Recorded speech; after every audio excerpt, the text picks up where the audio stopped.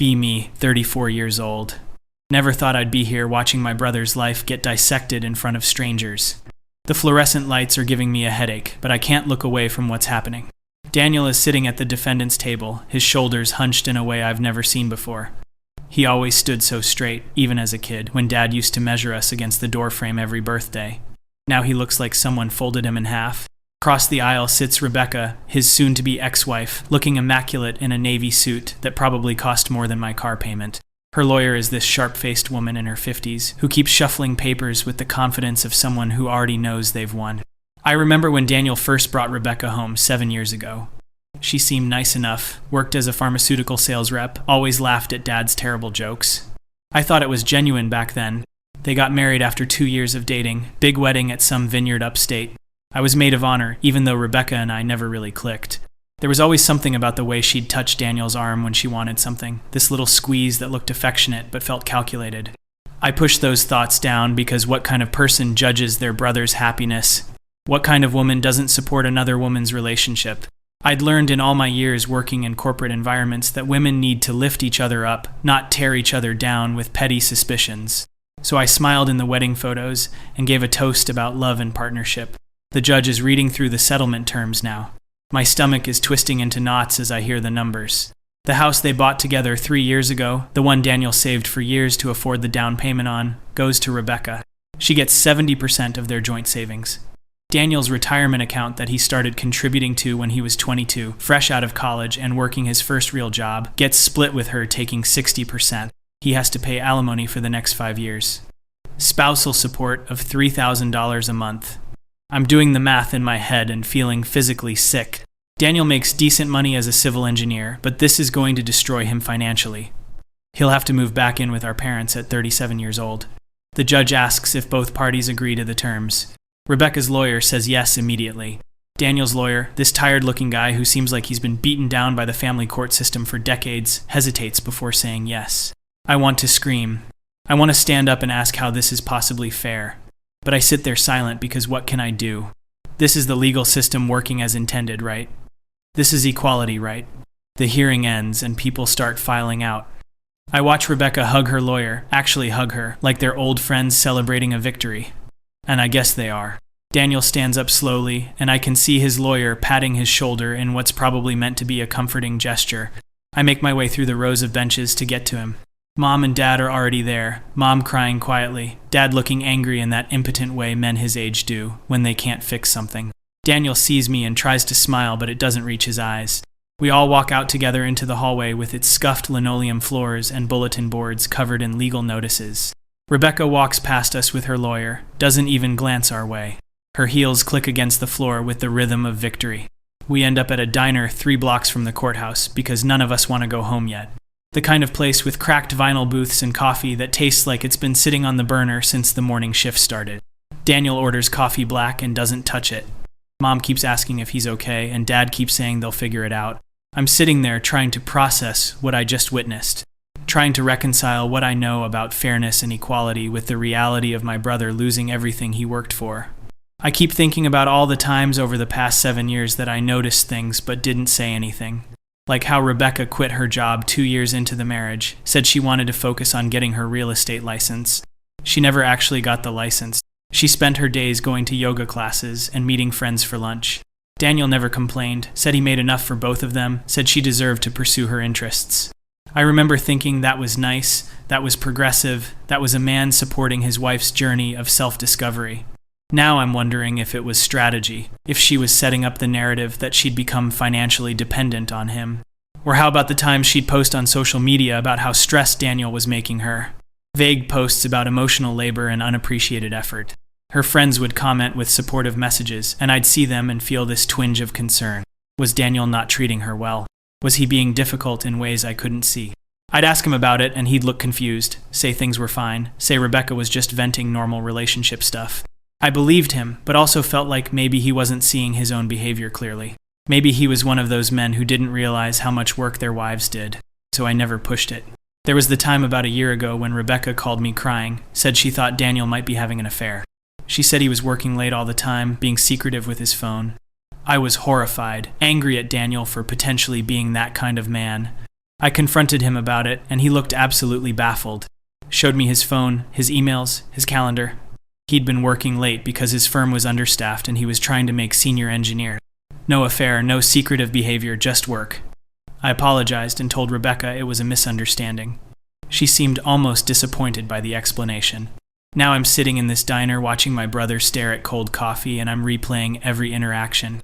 Every moment where I gave Rebecca the benefit of the doubt because I thought that's what women should do for each other. Every time I dismissed my own instincts because I'd been taught that women don't lie about this stuff. Women don't manipulate. Women are the victims of a patriarchal system, not the perpetrators. The divorce proceedings had started 6 months ago. Rebecca filed, claiming irreconcilable differences and emotional neglect. Daniel was blindsided, said he didn't even know she was unhappy. She moved in with her sister immediately and hired that lawyer within a week. The kind of speed that suggested planning, not spontaneous decision-making. During the discovery phase, her lawyer presented all these text messages and emails. Carefully curated conversations that made Daniel look controlling and demanding, like one where he asked her to please remember to pay the electric bill because it was overdue and their power was about to be shut off, presented in court as evidence of financial abuse.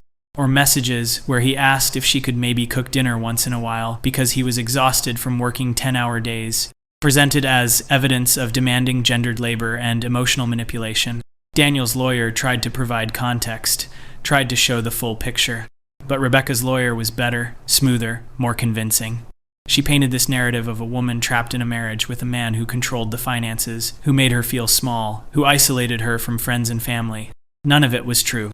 I was there, I saw them regularly. Rebecca had plenty of friends and went out constantly. Daniel gave her access to all their accounts, never questioned her spending. But the way Rebecca's lawyer told it, with Rebecca sitting there looking small and sad, it sounded believable. It sounded like every story we've all heard about controlling men and their victims. The judge, a woman in her 60s who probably came up through the legal system fighting for women's rights, ate it up. You could see it in her face, the sympathy, the recognition of a pattern she'd probably seen 1,000 times. Except this time the pattern wasn't real. This time it was theater. But how do you prove that? How do you prove that someone is lying when they're crying real tears and saying all the right words? I think about my own career, the presentations I've given, the campaigns I've designed. I know how to construct a narrative, how to make people feel something, how to guide them to a conclusion. Rebecca did the same thing, just with higher stakes. She crafted a victim narrative and performed it perfectly. And everyone believed her because why wouldn't they? We're supposed to believe women. I believe women. I've spent years advocating in my workplace for women to be heard, to be taken seriously, to have their experiences validated. I've shut down men who tried to question women's accounts of harassment or discrimination. I've given presentations on unconscious bias and the importance of centering women's voices. And I still believe in all of that. But sitting here watching my brother's life in ruins, I'm feeling something I don't know how to process. There's this anger building in my chest, and I don't know where to direct it. I'm angry at Rebecca, obviously, for what she did. But I'm also angry at a system that made this possible. And then I feel guilty for being angry at the system because the system exists to protect women who actually need protecting. The system exists because for decades, centuries, women were left with nothing after divorce. Women who sacrifice careers to raise children and maintain homes, only to be abandoned with no financial security. The alimony laws, the asset division guidelines, they exist for good reasons. They exist because of real injustice. But Rebecca didn't sacrifice anything. And she didn't raise children, they don't have kids. She didn't give up a career, she chose not to work. She didn't maintain the home, they had a cleaning service. She just existed in Daniel's life for 5 years of marriage, and now she gets to walk away with most of what he spent 15 years building. And I can't say any of this out loud because what would it make me? What kind of feminist questions the system's designed to protect women? What kind of woman sides with a man over a woman in divorce court? My coffee is getting cold and Mom is still fussing over Daniel. Dad is on his phone, probably looking at his retirement account, trying to figure out how much he can help without destroying his own financial security.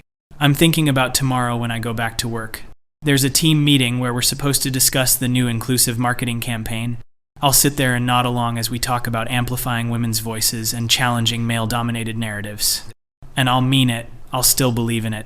But there will be this small seed of doubt now, this tiny question mark. If the system can be manipulated like this, if someone like Rebecca can weaponize the tools meant for protection, what does that mean? How many other Rebeccas are there? And the moment I think that, I feel disgusted with myself. That's exactly what men's rights activists say. That's the argument used to discredit actual victims. I sound like the enemy. I sound like the men I've spent years arguing against in comment sections and meeting rooms. But I can't unsee what I just saw. I can't unfeel what I'm feeling. Daniel finally speaks, says he needs to start looking for an apartment. Something cheap, something he can afford on what's left of his salary after the support payments. Mom starts crying harder and Dad's jaw clenches. I offer to help him look, to co-sign if he needs it, anything. He thanks me, but his voice is hollow. We pay the check and walk out into the afternoon sun. It's one of those perfect spring days, warm but not hot, everything blooming.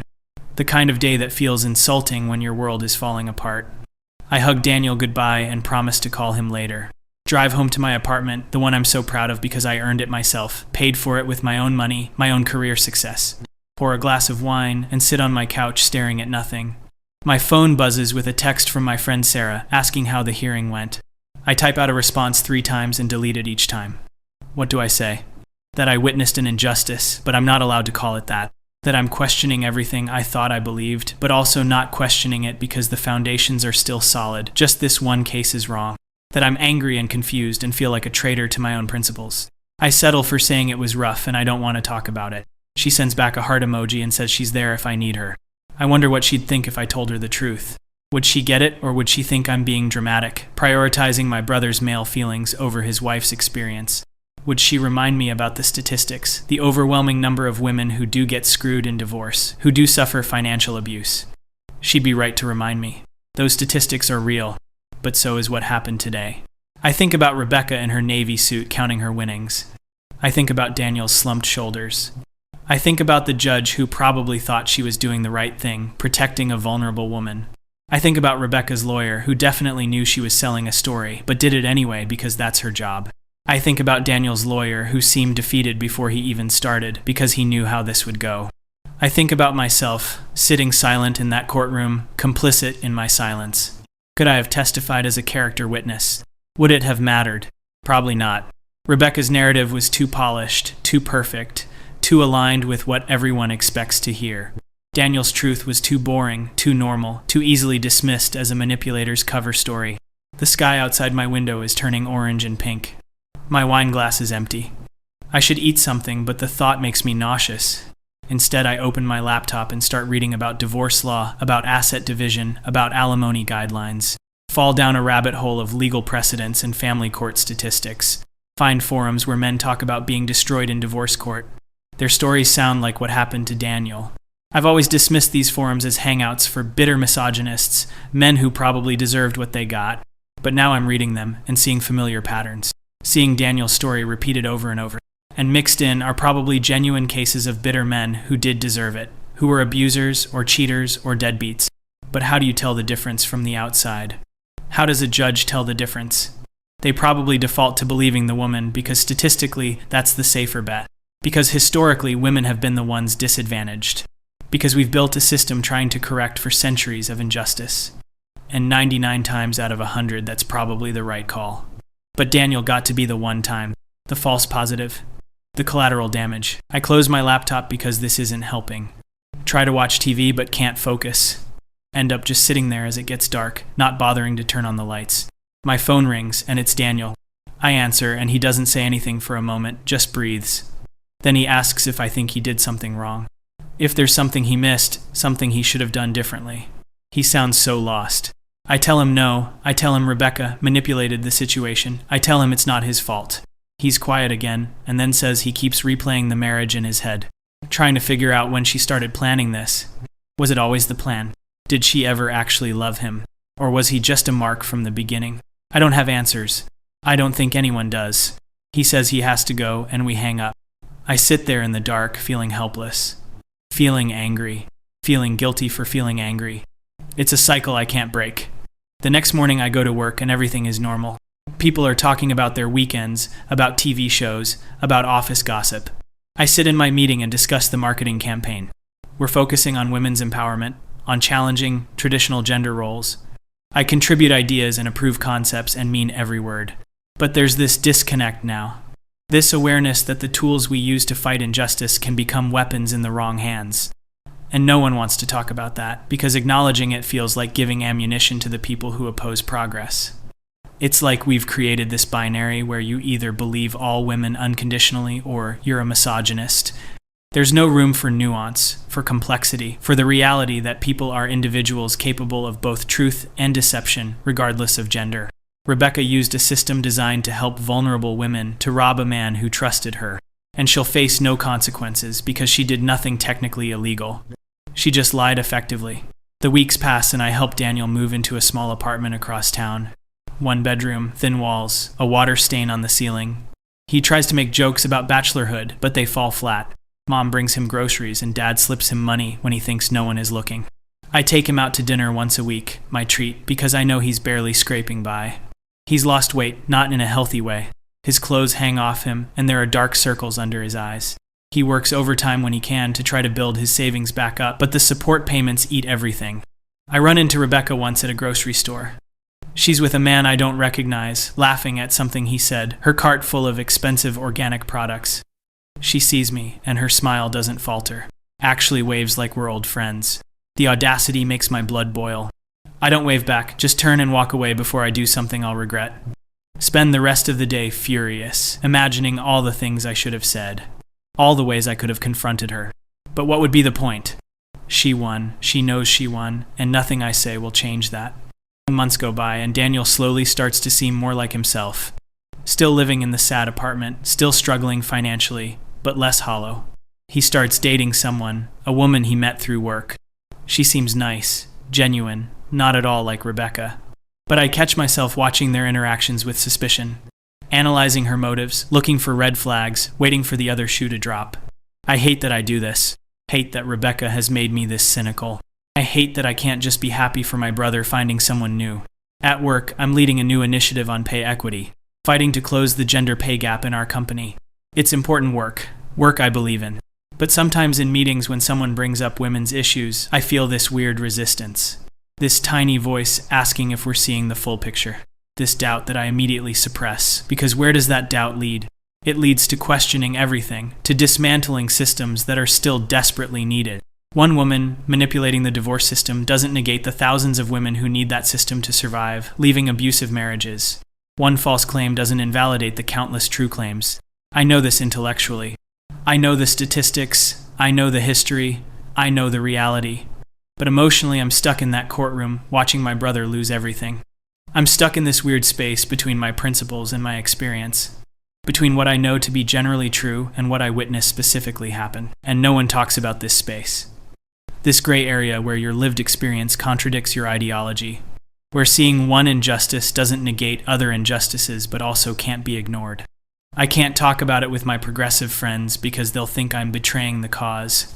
Can't talk about it with conservative people because they'll use it as validation for their regressive views. Can't even really talk about it with Daniel because he's living it, not analyzing it.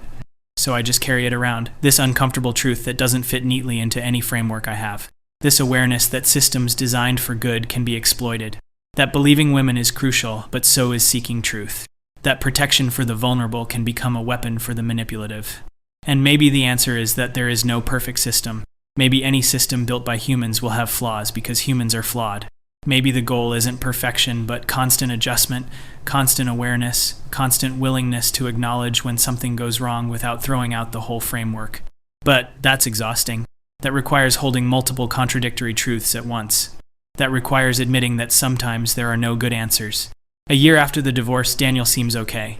Not great, not thriving, but okay. Still paying Rebecca every month will be for 4 more years. Still living in that apartment, still rebuilding. His new girlfriend makes him smile, and that's something. I'm still at my job, still advocating for women, still believing in the cause. But I'm different now.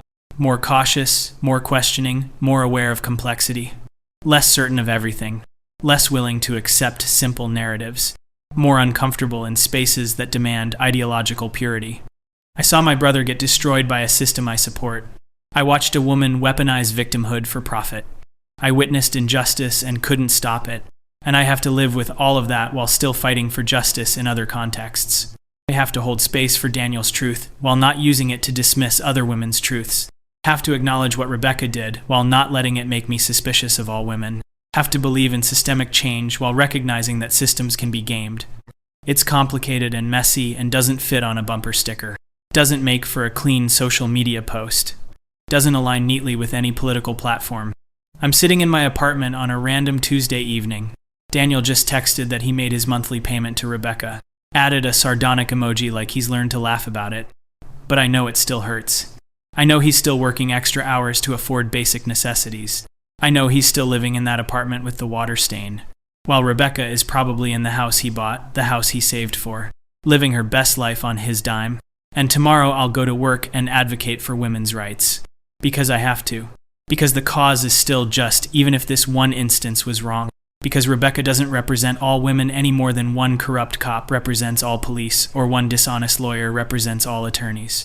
But I'll carry this with me, this knowledge that fairness is complicated, that justice isn't always just, that sometimes the person who tells the best story wins regardless of truth. And I'll wonder if anyone else in those meetings is carrying similar knowledge, similar experiences that don't fit the narrative, similar doubts they're too afraid to voice, or if I'm alone in this uncomfortable middle ground. This space between ideology and reality, between what should be true and what actually happened. I finish my wine and get ready for bed. Tomorrow is another day of navigating this contradiction. Another day of being a feminist who watched her brother get destroyed by a system feminists built. Another day of believing in equality, while knowing that equality in practice is messier than equality in theory. Another day of holding multiple truths that don't reconcile. And maybe that's the real story. Not that I changed my mind about everything. Not that one bad experience invalidated a lifetime of learning. But that I learned complexity isn't betrayal. That questioning doesn't mean abandoning. That seeing injustice in an unexpected place doesn't make you a traitor to the cause. It just makes you human. Makes you someone who cares about fairness in all directions. Someone who wants systems that protect the vulnerable without enabling the manipulative. And I don't know how to build that system. Don't know if it's even possible. But I know sitting in that courtroom changed me. No watching Rebecca walk away with everything changed me. No seeing Daniel broken changed me. And I have to figure out what to do with that change. How to hold on to my principles while acknowledging their limitations. How to fight for justice while recognizing that justice is complicated.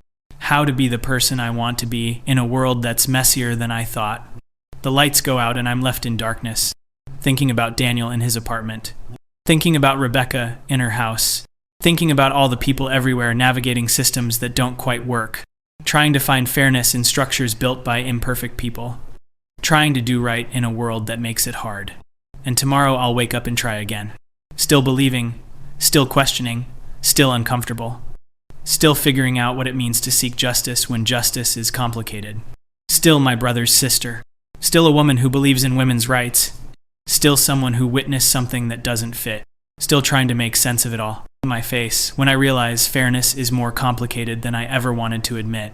My face when one courtroom day fundamentally shifted how I see everything.